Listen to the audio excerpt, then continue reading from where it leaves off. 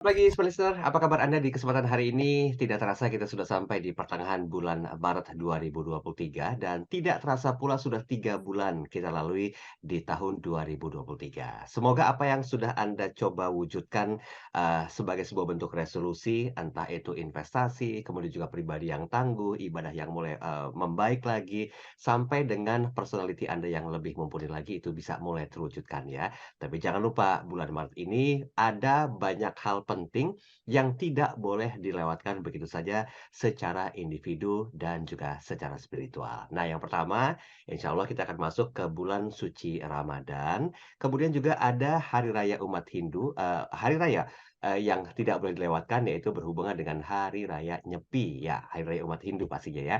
Tapi yang nggak kalah penting adalah kewajiban individu untuk melaporkan SPT-nya. Nah, tetapi permasalahannya, investasi-investasi yang coba Anda lakukan dari mungkin awal tahun atau beberapa tahun yang lalu itu sempat terlupakan gimana ya caranya untuk melaporkan atau menyertakannya dalam SPT tahunan. Yuk, kita bahas tentang hal yang berikut ini. Investasi itu wajib rutin, tapi lapor pajak juga penting. Sudah bersama dengan saya hari ini yang pastinya ada Pak Eko Priyopratomo. Beliau adalah Komisaris Utama PT BNI Asset Management. Assalamualaikum, selamat pagi Pak Eko. Waalaikumsalam, selamat pagi Mas Daril, Om Aceh, Pak Teguh, dan semua smart listener di seluruh dunia. Eh, Terima kasih kesediaan waktunya Pak Eko pagi hari ini. Dan tidak ketinggalan, kita coba sapa terlebih dulu ada Pak Muhammad Teguh, Perencana Keuangan. Assalamualaikum, selamat pagi Pak Teguh. Pagi, Waalaikumsalam warahmatullahi wabarakatuh. Apa kabar Mas Daryl, Terima kasih, Pak Alhamdulillah. Eko, Pak Aceh? Dan ini dia tamu ngobrol kita hari ini. Beliau adalah Kepala Divisi Keuangan Strategis BNI Asset Management. Ada Pak Ardi Hadianto atau beliau akrab disapa Om Aceh. Assalamualaikum, selamat pagi Om Aceh. Ya, Waalaikumsalam Mas Daril. Selamat pagi, Pak Eko, Pak Teguh. Oke, Pagi. satu sesi 1 jam ini kita sapa dengan Om Aceh ya, Om. Siap, siap. Aman ya, baik baik. Sobat Listeners, Anda bisa berkomentar di 2 line komunikasi kami. Yang pertama tentunya di 0812 11 12 959 karena kami live audiovisual di kanal YouTube Smart FM. Jadi Smart Listeners bisa coba like dan subscribe. Dan jangan lupa berkomentar. Nah, sementara itu kami juga berikan kesempatan Anda untuk berinteraksi di 0812 11 12 959. Baik, investasi rutin, lapor pajak juga penting. Mungkin, sebagai gambaran awal pembuka perbincangan kita pagi hari ini, saya mau ke Pak Eko. Pak Eko, tadi di awal saya mengatakan bulan Maret ini ada banyak peristiwa penting secara spiritual dan juga individual, tapi satu di antaranya adalah yang identik dengan bulan lapor pajak. Boleh nggak kembali kita diingatkan Pak Eko tentang apa itu pajak dan fungsinya? Mungkin singkat saja sebelum kita bahas secara detail nanti. Ya, Mas Daril. Jadi bulan Maret ini betul ya bahwa ada kewajiban untuk kita memasukkan atau menyampaikan laporan Mhm, SPT pajak sampai akhir tahun 2022. ya. Ya, jadi eh, ini kewajiban ya. Jadi Mhm, walaupun isu ini menjadi sensitif ya akhir-akhir ini ya dengan isu pajak dengan yang lain-lain kita semua sudah tahu ya. ya. Tapi memang kalau Mas Daril tadi tanya apa sih fungsi utamanya? Fungsi utamanya adalah pajak ini menjadi sumber pendapatan bagi negara mengelola negara. Ya, jadi semua pegawai negeri, kemudian aparatur negara, kemudian pembangunan, ya Mhm, semua itu yang fasilitas-fasilitas yang harus disediakan bagi masyarakat, yang harus disediakan oleh negara, sumbernya adalah dari pajak. Kita mhm. memang tahu banyak sekali isu ya, yang kemudian bahkan sampai ada ajakan untuk tidak membayar pajak, tidak lapor pajak, tapi saya pribadi ingin mengingatkan bahwa kalau ada tikus jangan dibakar rumahnya gitu ya. Tikusnya aja ditangkap gitu. Jadi saya ingin mengajak semua teman-teman untuk tetap taat membayar pajak dengan benar ya, karena itu menurut saya juga bagian dari apa ya kewajiban secara agama. Saya rasa juga itu juga bisa dianggap sebagai suatu kewajiban. Mungkin itu Oke. pengantarnya Mas Dari. Baik baik. Ini kita perlu disclaimer dulu ya, bukan berarti hari ini kita, mendeklarasikan untuk tidak membayar pajak atau apapun juga, dilepas dari permasalahan yang ada di luar sana ya, Pak Eko ya. Betul. Nah, saya mau ke Om Aceh sebelum nanti minta komentar Pak Teguh. Om, kalau secara umum nih Om, penghasilan dan pajak itu kan kayaknya, nggak bisa dipisahkan gitu ya. Boleh nggak disampaikan lebih dulu tentang hal ini? Dan siapa aja sebetulnya yang wajib atau bisa dikenai pajak, Om Aceh? Ya, ya benar. Tadi udah disampaikan Pak Eko, memang kita ngingetin lagi tanggal 31 Maret ini batas akhir untuk lapor pajak ya. Ya, tadi benar, jadi penghasilan ini tidak dipisahkan dengan pajak. Jadi emang penghasilan itu kan definisinya kalau dari pajak adalah setiap pertambahan ekonomis yang kita terima ya. Jadi apa yang kita terima, hasil yang kita terima itu dikenakan pajak seperti itu ya. Terus siapa saja yang kena pajak? Nah, hampir semua orang yang domisilinya di Indonesia dan bekerja di Indonesia Hmm, atau dia mendapat penghasilan dari luar negeri tapi dia domisilinya di Indonesia itu penghasilannya harus dikenakan pajak seperti itu sih. hmm, Jadi wajib pajak itu kalau dalam arti perpajakan itu adalah orang pribadi atau badan yang meliputi pembayar pajak, pemotong pajak, dan pemungut pajak serta yang mempunyai hak dan kewajiban perpajakan. Nah, sesuai ketentuan dan perundangan perpajakan. Nah, orang pribadi ini harus atau badan ini harus melapor pajak dan semua hmm. penghasilannya itu harus dipotong pajak. Memang nanti ada beberapa penghasilan yang bukan objek pajak seperti itu sih.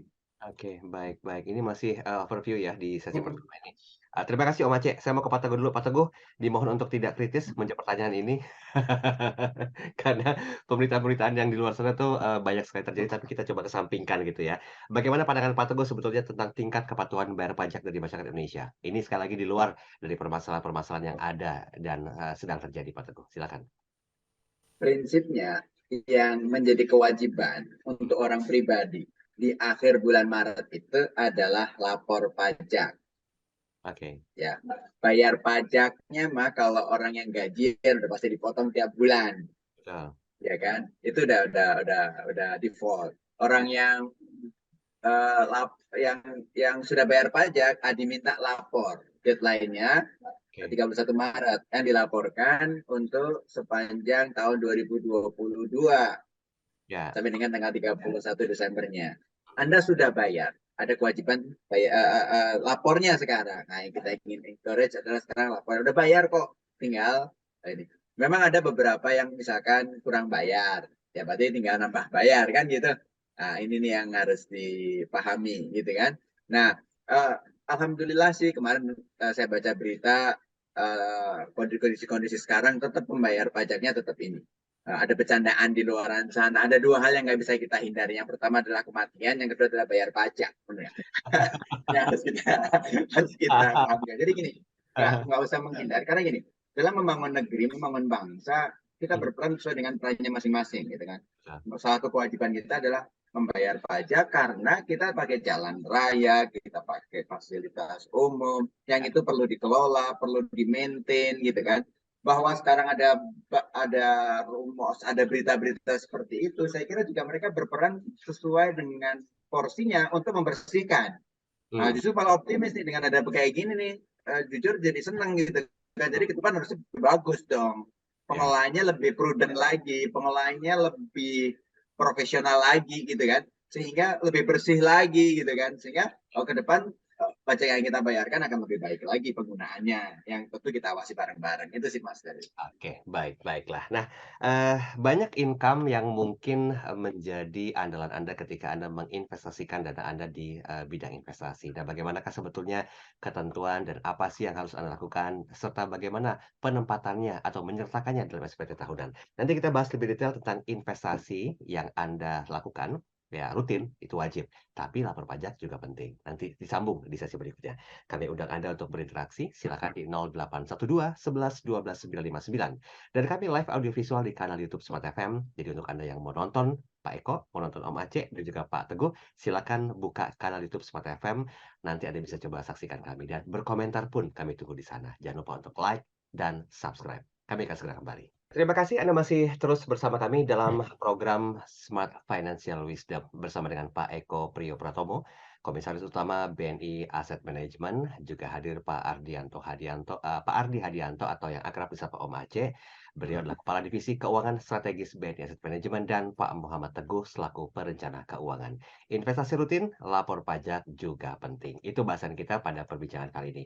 Dan jangan lupa Anda bisa berkomentar di kanal YouTube Smart FM dan silakan like dan subscribe tentunya. Atau Anda mau berkomentar langsung di WhatsApp kami. Silakan di 0812 11 12 959. Oke, baik. Kita lanjutkan lagi tadi. Nah, mungkin permasalahannya adalah bagaimana bagi Anda, smart listeners yang juga berinvestasi, tetapi masih bingung nih, khususnya investasi-investasi yang lain selain reksadana ya, bagaimana cara menyertakannya dalam SPT tahunan. Nanti kita akan coba bahas hal itu lebih detail. Tapi boleh kita akan minta penjabaran lebih lanjut lagi dari Pak Eko. Pak Eko, mohon izin Pak Eko, boleh nggak disampaikan apa yang kira-kira mendasari produk investasi ini dikenai pajak, Pak Eko?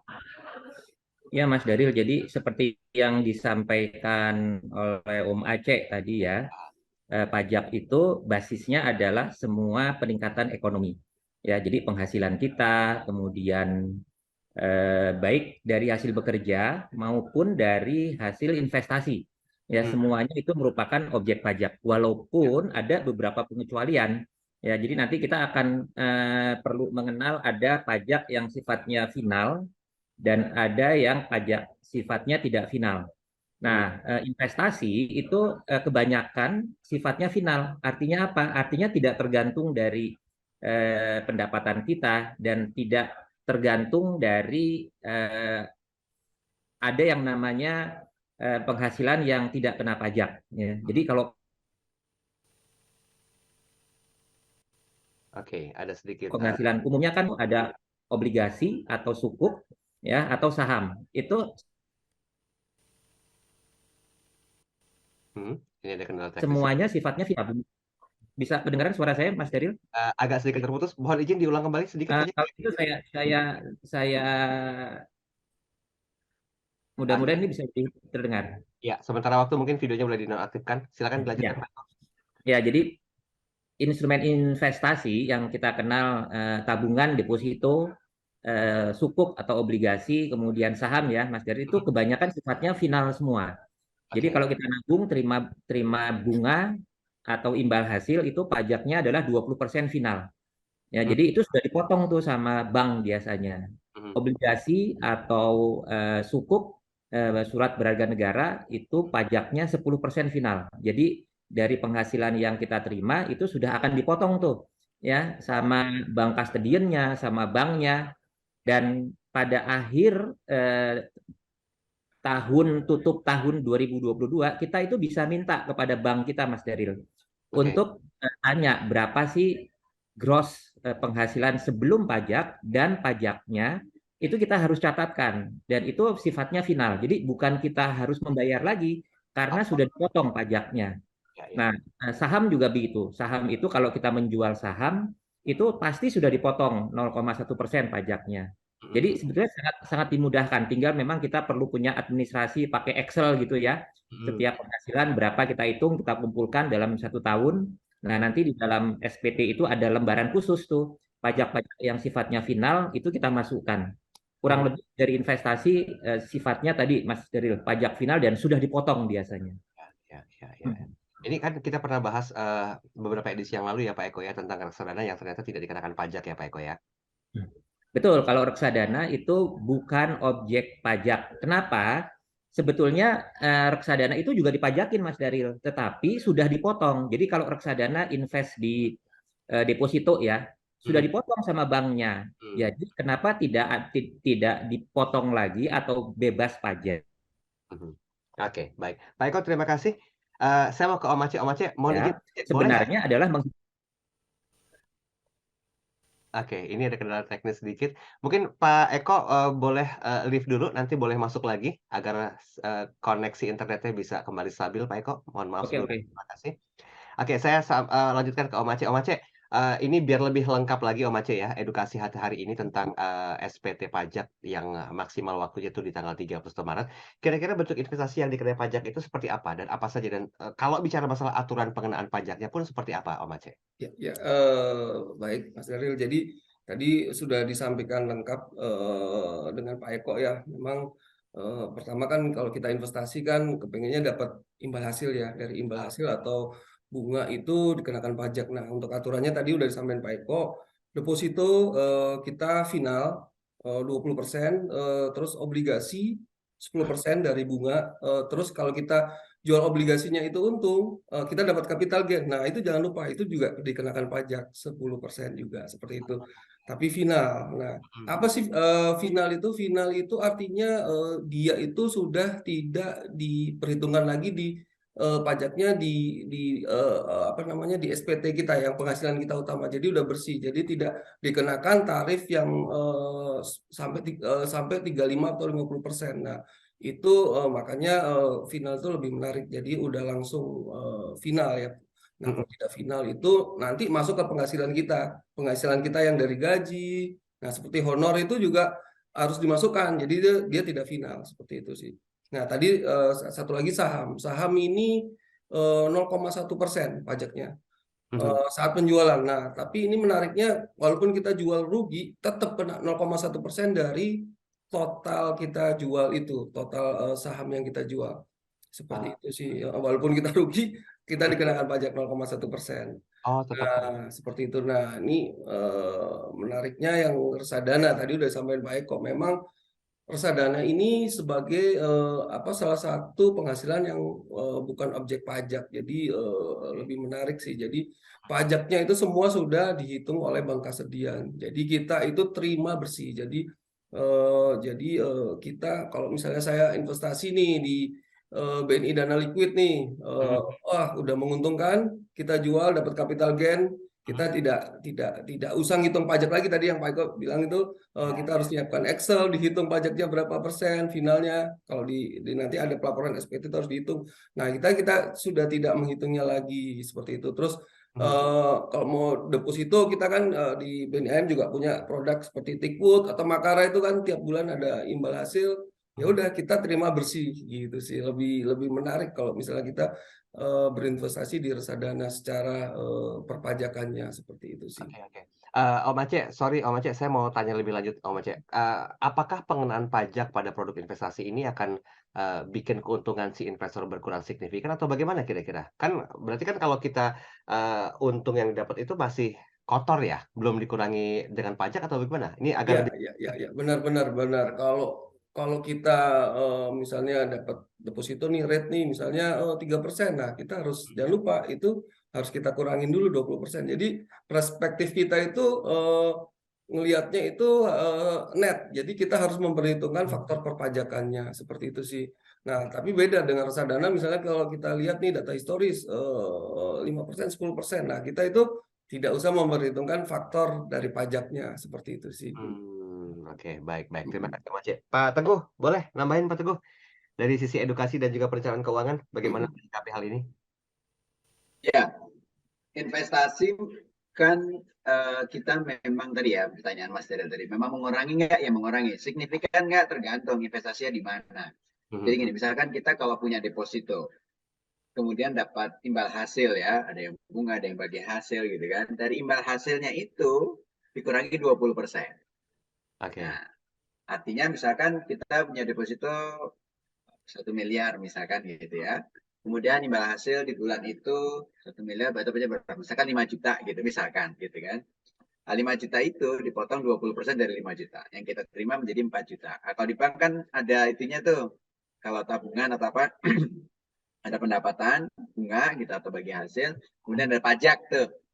Di statement kan ada tuh di buku tabungan sih ada. Nah, kalau obligasi tadi ada juga potongannya. Kita terima yang ditransfer ke kita kalau kita beli sukuk retail atau beli obligasi retail Indonesia ori gitu ya dan sebagainya yang itu yang kita terima itu sudah net tuh, sudah dipotong oleh bank kastodinya atau bank kastodinya atau C-nya lah katakan gitu. Kemudian kalau kita beli saham dan kemudian kita jual, jadi gini, beli saham itu kan ada biaya-biaya pembelian. Jual juga ada biaya penjualan gitu. Sekian persen saya lupa angkanya. Tapi begitu kita jual itu tambah 0,1% tuh. Ya, 0,1%. Sehingga betul kata Om Aceh tadi, ya mau jual untung, mau jual rugi, mau jual impas gitu ya. Nah, itu 0,1%. Signifikan nggak? Sebetulnya sih nggak signifikan 0,1%, ya Oke. kan?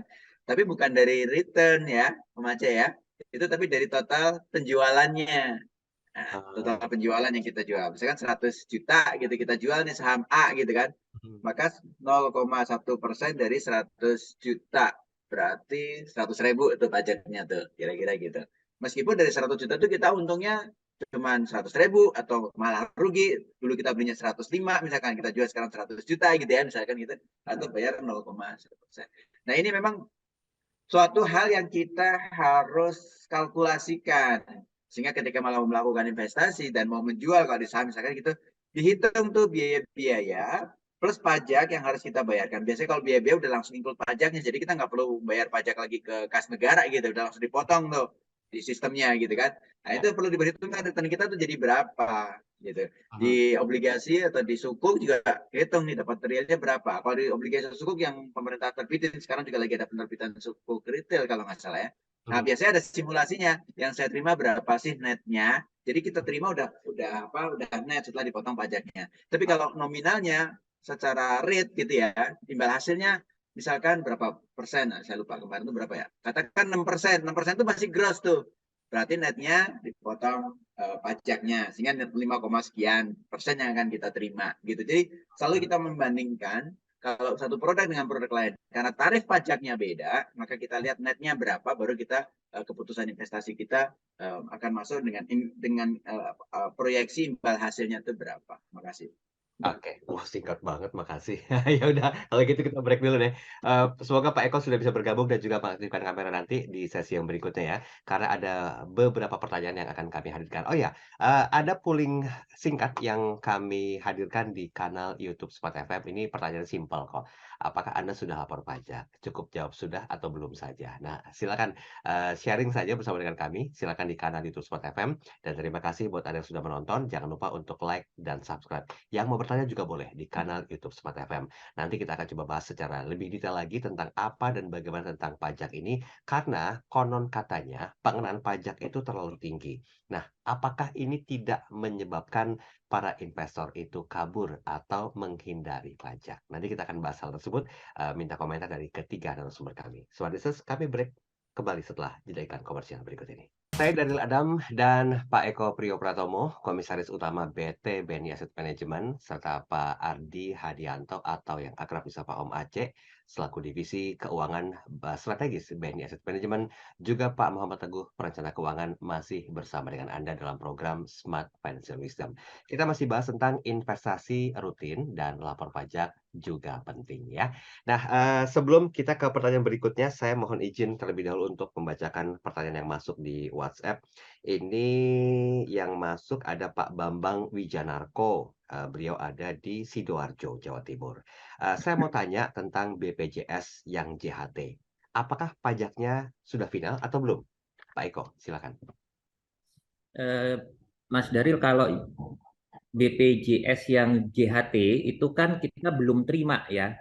Mhm. Ya, jadi nanti ketika kita terima itu nanti juga akan ada potongan langsung kalau memang ada pajaknya. Saya lupa apakah memang dibebaskan pajak Mhm. atau ada pajak 5% seperti ketika kita terima dari dana pensiun.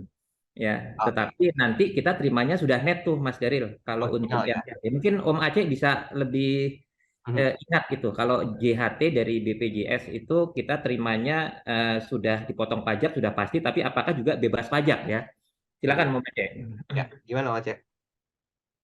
Om, Ya, Om Aceh. untuk yang JHT ini memang apa namanya kalau saya coba lihat itu seperti apa pensiun Pak Eko. Ya. Jadi tapi ini progresif. Jadi pengenanya progresif ya. Jadi ada saldo di atasnya ya gitu loh. Kalau misalnya terimanya di bawah 50 itu tidak diterima. Jadi kalau tidak dikenakan dipotong pajak, kalau di atas itu dikenakan. Seperti itu sih. Jadi nanti pelaporannya masuk ke yang induknya seperti itu sih. Oke, oke, oke. Baik, berarti kalau misalnya dikenakan pajak berapa persen, Om Aceh? Progresif, jadi paling tinggi itu 35%. Jadi ada tiringnya seperti itu sih. Di bawah 200 itu sekitar 15 atau 10. Nah, tertinggi itu sampai 35 itu 5 miliar seperti itu sih. Berarti progresif ya, baik. Ini apakah berarti bukan mengindikasikan kalau pajak itu terlalu tinggi ya, Pak Eko ya? Takut-takut investor kan pada pergi kabur atau melakukan banyak hal yang sifatnya menghindari. Gimana Pak Eko? Boleh kasih edukasi tentang hal ini? Iya, itu memang relatif ya, Mas Daril. Di beberapa negara bahkan ada yang lebih tinggi dari kita, ya. Tapi di beberapa negara juga ada yang lebih rendah. Itu kan memang sangat tergantung dari bagaimana negara melakukan budgeting lah ya, melakukan perencanaan dalam APBN. Ya, sejauh ini memang apa yang sudah dilakukan oleh Kementerian Keuangan terkait dengan besarnya pajak. Menurut saya sih sejauh ini oke lah ya, karena masih ada yang tadi ada tiring ya, tidak semuanya dikenakan yang maksimum 30 atau 35%. Jadi kayak tadi kalau ada penghasilan pajak penghasilan, mungkin Om Aceh bisa sampaikan, itu juga tergantung dari keluarga itu punya anak 1, punya anak 2, atau punya anak 3, itu penghasilan yang tidak kena pajaknya juga sudah makin meningkat sih. Ya. Oke. Ya, gimana Om Aceh? Mungkin boleh langsung disikapi dengan keadaan disampaikan oleh Pak Eko. Iya, benar. Jadi kalau kita istilahnya kalau pajak itu kalau kita menikah itu ada pengurangan juga ya. Jadi sampai punya anak tuh sampai 3. Jadi istilahnya K1 anak 1 atau K3 anak 3. Nah, itu ada pengurangnya. Terus ada juga ada pengurangan juga, beberapa pengurangan pajak ya, seperti sehingga penghasilannya itu yang dikenakan pajak itu kalau peraturan sekarang itu kalau di bawah 60 itu masih tidak dikenakan pajak, seperti itu sih. Baru di atas 60 itu baru kena gitu sih, karena memang kalau di bawah 60 itu untuk pengurangan pajaknya itu udah habis, seperti itu sih. Jadi di atas 60 kena pajaknya, seperti itu. Berarti termasuk mungkin yang berinvestasi juga tetap kena pajak ya? Nah, kalau investasi beda ya, Mas. Jadi dia tidak masuk ke penghasilan yang induknya itu ya. Seperti kalau investasi itu kan tadi sifatnya final, kalau tadi itu nggak final. Kalau final itu walaupun kita nggak punya, kalau nggak punya NPWP malah lebih besar. Tapi memang kalau final rata-rata yang tadi sudah disebutkan. Jadi maupun warga negara asing mau apa, kalau kita investasi di Indonesia langsung dipotong sama memotong pajaknya, yaitu bank seperti Bank Asedian atau broker kalau misalnya kita berinvestasi di saham, seperti itu sih. Oke, berarti bisa dikatakan tidak ada investasi yang tidak dikenakan pajak, semua dikenakan pajak. Benar. Pada prinsipnya udah ada pajaknya semua. Oke, Pak Teguh, ini waktunya cukup banyak nih Pak Teguh. Boleh nggak sedikit disampaikan atau disimulasikan ya, nominal pajak yang akan dikenakan jika Smart Listeners ini seorang investor saham. Nah, bagaimana simulasi pengenaan pajaknya? Oke. Simulasi kalau kita berinvestasi di saham, gitu ya. Nah, sekarang kalau kita beli saham itu nggak kena pajak, Mas tadi. Ya. Nggak kena pajak. Jadi mau beli berapapun, mau berapa miliar Anda beli saham, mau berapa juta Anda beli saham, Anda tidak akan terkena pajak sama sekali karena pada saat itu pembelian. Tapi kemudian pas suatu saat Anda lihat nih, oh sahamnya udah naik ya, saya mau jual gitu kan. Selain biaya-biaya terkait dengan transaksi, Anda dikenakan pajak 0,1% ya, Pak Aceh, Pak Eka tadi ya, 0,1%. Misalkan Anda jual saham Anda, kemudian nilai penjualan yang Anda terima, kan ada tuh ya, ketika kita mau jual tuh, oh saya jual di harga segini dengan sekian lot, sehingga saya akan terima uang segini gitu kan. Misalkan saya akan terima uang 100 juta, maka dipotong pajak 0,1%. Pajaknya dari 100 juta itu 100.000. Kalau kita ngejualnya cuma sebutlah 10 juta, ya 10.000. Ya. Enak nih ngitungnya nih kan. Juta ribu gitu kan. Sejuta nih, ya 1.000 gitu pajaknya.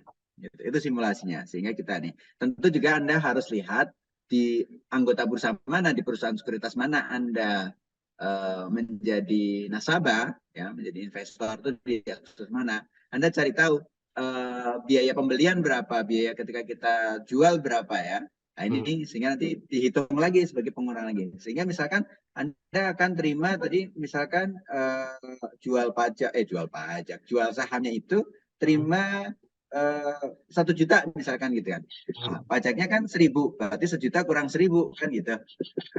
Berarti 999.000 Anda akan terima. Itu simulasi pajaknya. Tapi bukan hanya 909, bisa pasti kurang dari 999.000. Kenapa? Karena ada biaya di sana. Ada biaya biaya untuk melakukan transaksi lah. Gitu. Oke, berarti itu simulasi singkatnya ya. Baik, baik, baik. Ini terima kasih Pak Teguh edukasinya. Saya mau ke WhatsApp dulu. Sudah ada Ibu siapa nih? Ibu Ratna. Kalau Ibu Ratna menanyakan begini, bagaimana caranya memberikan edukasi ini terhadap masyarakat Indonesia sejak dini?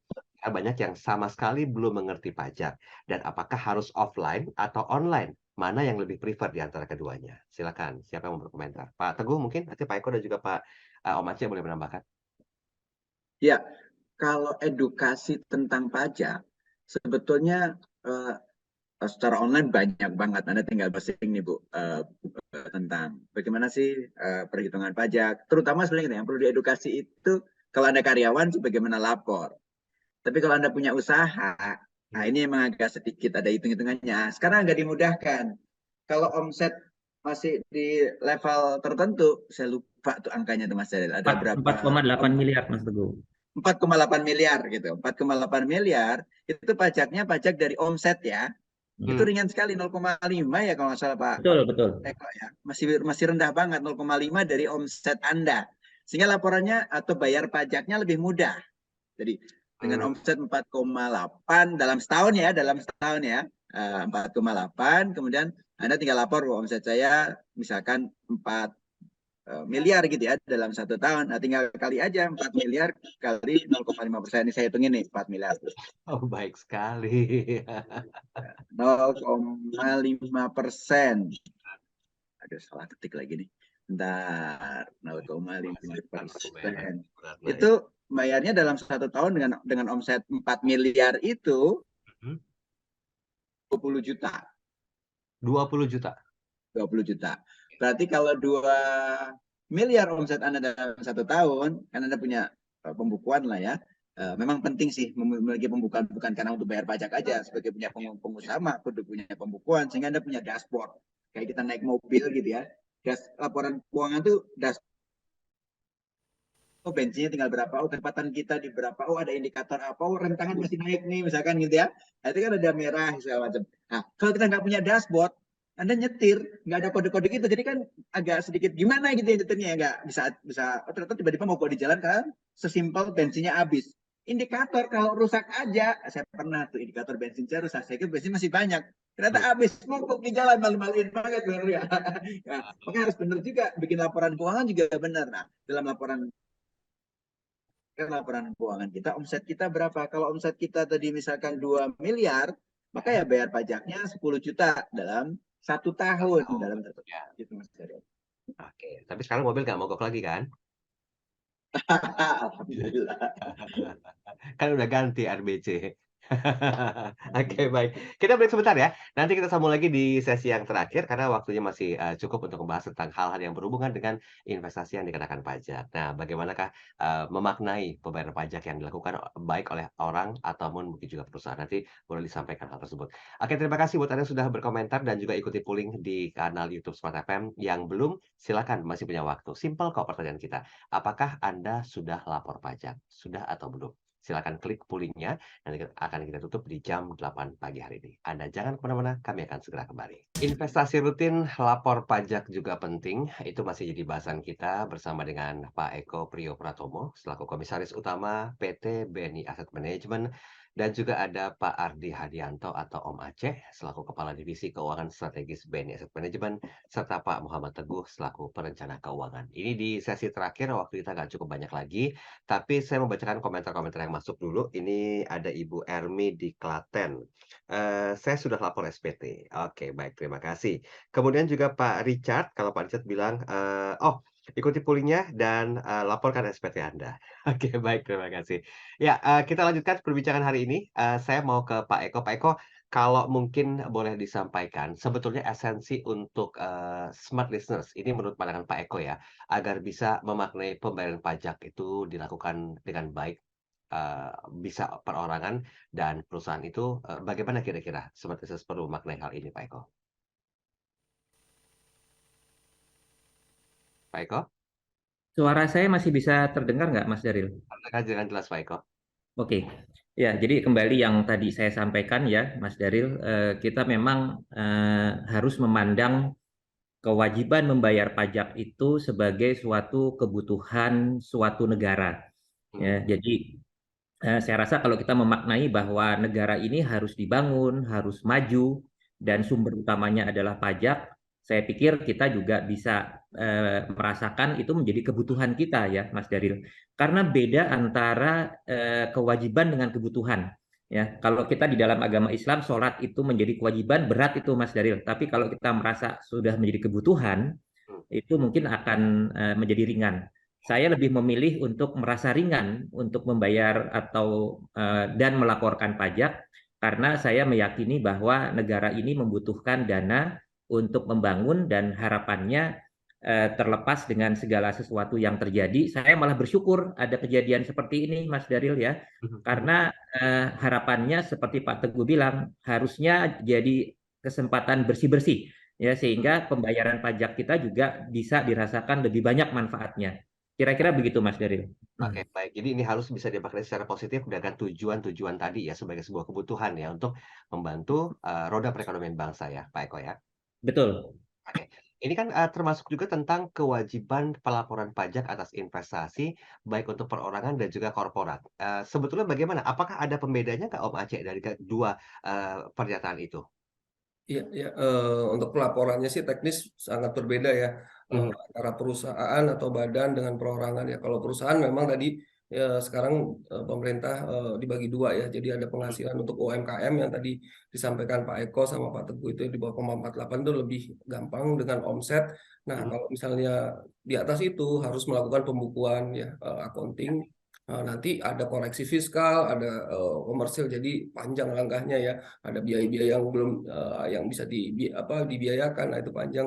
Nah, mungkin kalau kita nih, untuk lebih ke perorangan aja. Nah, kalau mhm, perorangan ini, lebih simpel sekarang ya, dulu itu kita, nge-print SPT-nya dulu, terus kita tulis manual. Nah, sekarang sungguh simpel sih, dari pajak itu tinggal kita buka DJP online, masukin NPWP-nya, mhm, langsung keluar, bukti potongnya juga yang dari kantor juga sudah, bisa di-upload, bisa masuk langsung mudah. Nah, untuk yang investasi, nah ini ada triksnya ya. Jadi memang kalau kita investasi di saham, mhm, obligasi atau reksadana itu kan harus telepon ke brokernya atau ke kastodiannya atau ke MI, Apert. Nah, kita bisa buka, akses ke C.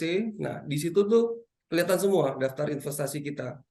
Heeh, jadi lebih mudah kita buka per tanggal 31 Desember berapa kita punya, kita mhm, masukkan ke, lampiran, daftar harta. mhm. Jadi, investasi kita semuanya kita masukin ke daftar harta, seperti itu langkahnya. Nah, selanjutnya, untuk perpajakannya yang final, nah ini yang agak agak agak ini ya, susah ya. Jadi tadi Pak Eko sampaikan harus kita punya hitungan Excel ya, kalau memang benar sih untuk pembanding. Nah, kita juga bisa minta ke misalnya kalau reksadana kita minta ke apert kita, Mhm, atau ke, MI-nya atau kastodian. Jadi, kita minta hasil, selama 1 tahun itu berapa, seperti itu. Nanti ada rekapannya atau ke BK, custodian bank untuk kalau misalnya kita punya obligasi atau saham, itu, ada. Jadi, hasil kita itu penjualan kita untungnya berapa, kita bisa minta, kita masukkan. Nanti di situ kita hitung lagi pajaknya final berapa. Nah, itu untuk yang penghasilan yang, dikenakan pajak ya final ya. Terus untuk yang reksadana, reksadana ini, lebih simpel, kita tidak usah menghitung lagi, pajak final yang terutang. Jadi kita langsung masuk ke kolom C itu, penghasilan yang tidak bukan objek pajak, seperti itu. Nah, itu ada beberapa, nanti kita isi ke penghasilan yang lainnya yang bukan objek pajak, kita tulis reksadana. Nah, yang kita sampaikan itu tadi ringkasan transaksi kita itu. Kalau kita jual ada untungnya berapa, kita masukkan situ sebagai penghasilan. Kalau kita terima imbal hasil atau dividen tiap bulan atau tiap 3 bulan, 6 bulan, kita sampaikan juga totalnya berapa selama 1 tahun. Begitu sih, Mas. Baik baik. Terima kasih Om Aceh. Dan ini mungkin, pembelajaran yang mungkin dirasa kompleks ya. Jadi kalau buat seperti yang tertinggal untuk dengerin, bahasan kita hari ini, boleh nanti bisa diputar ulang lagi di kanal YouTube Smart FM. Nah, ini, standar pertanyaannya dan juga terdengar klasik ya. Saya mau ke Pak Teguh sebelum kita ambil konklusinya.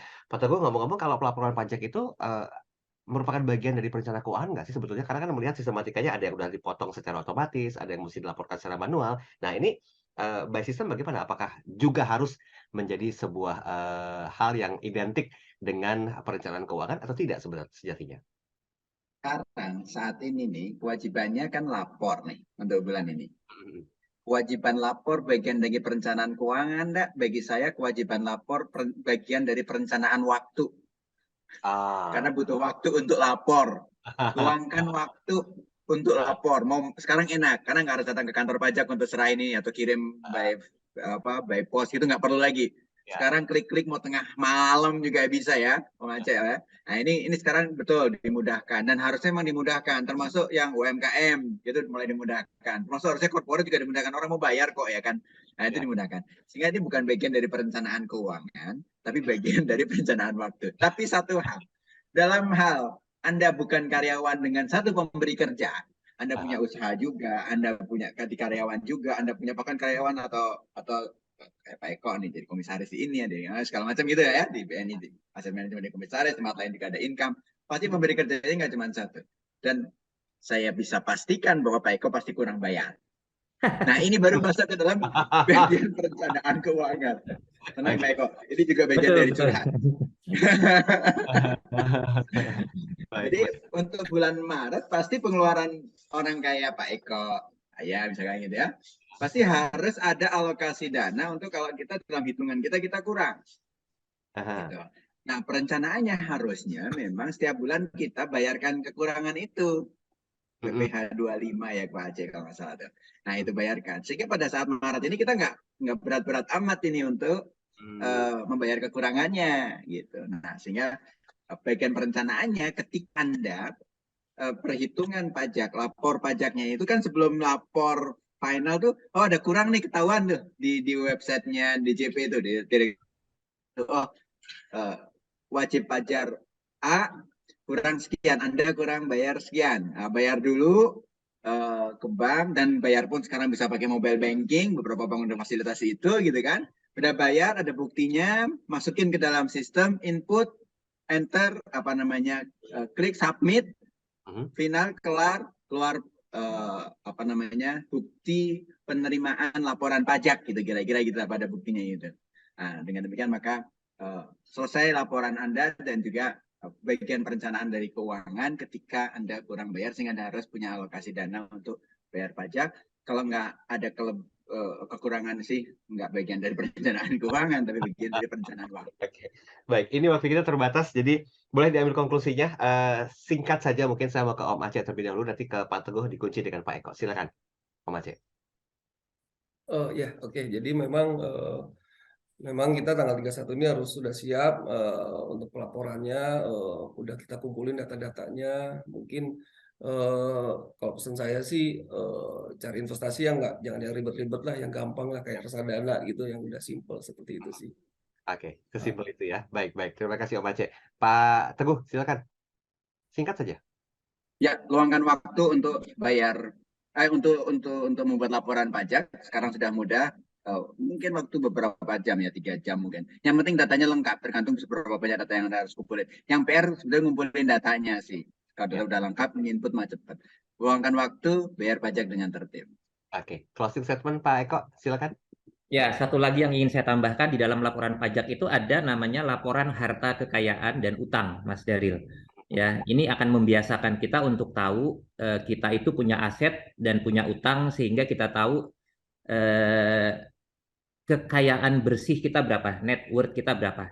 Ya, sehingga ini juga menjadi bagian dari perencanaan keuangan sehingga kita tahu Mas Daril dari tahun ke tahun itu aset kita itu bertambah atau berkurang. ya. Dan itu juga kaitannya dengan kita tidak pernah tahu kapan kita meninggal, Mas Daril ya. Jadi keluarga juga sudah tahu list of aset kita itu ada di mana, berapa, sehingga kalau terjadi apa-apa keluarga sudah tahu asetnya itu jangan sampai lebih kecil dari kewajiban-kewajiban yang ada. Itu Mas Daril. Oke, baik Pak Eko Pratomo, terima kasih kesediaan waktunya sudah berbagi. Om Aceh, terima kasih banyak ya Om Aceh ya. Dan Pak Teguh, terima kasih banyak. Sama-sama. Kita nanti ketemu lagi pekan depan dengan tema dan bahasa yang berbeda. Nah, untuk Anda yang ingin menyaksikan cuplikan acara ini, silakan follow dulu Instagram di @beni_asset_management. Saya Darul Adam. Saya Eko Pratomo. Saya Muhammad Teguh. Saya Arya Dianto, Aceh. Smart Financial Wisdom. Maaf, Selamat Pathway to happiness. happiness.